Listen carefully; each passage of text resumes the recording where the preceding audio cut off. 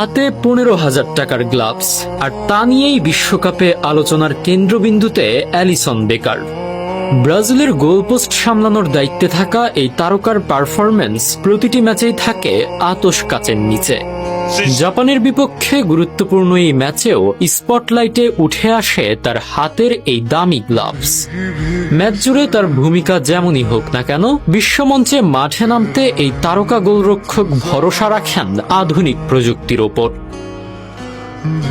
German brand রয়েসের তৈরি এই গ্লাভসের বাজার মূল্য প্রায় 15,000 টাকা। সাধারণ গ্লাভসের তুলনায় এর গঠন সম্পূর্ণ আলাদা। এর ভেতরের অংশে যুক্ত করা হয়েছে বিশেষ 3D ল্যাটেক্স ডট। এই প্রযুক্তি হাতের তালুর সাথে গ্লাভসের সংযোগ দৃঢ় রাখে, ফলে ঘাম বা ভেজা আবহাওয়ায় হাত পিছলে যাওয়ার সম্ভাবনা থাকে না বললেই চলে। পাশাপাশি গ্লাভসটিতে থাকা ইভলিউশন কাটের কারণে বলের সাথে হাতের স্পর্শের জায়গা বৃদ্ধি পায়। তীব্র গতির শট প্রতিহত করার সময় এর শক অ্যাবজর্পশন ক্ষমতা হাতের তালুকে সুরক্ষিত রাখে। জাপানের গতিময় ফুটবলের সামনে গোলপোস্ট সামলাতে এমন গ্লাভস একজন গোলরক্ষকের অন্যতম প্রধান হাতিয়ার হিসেবে কাজ করে।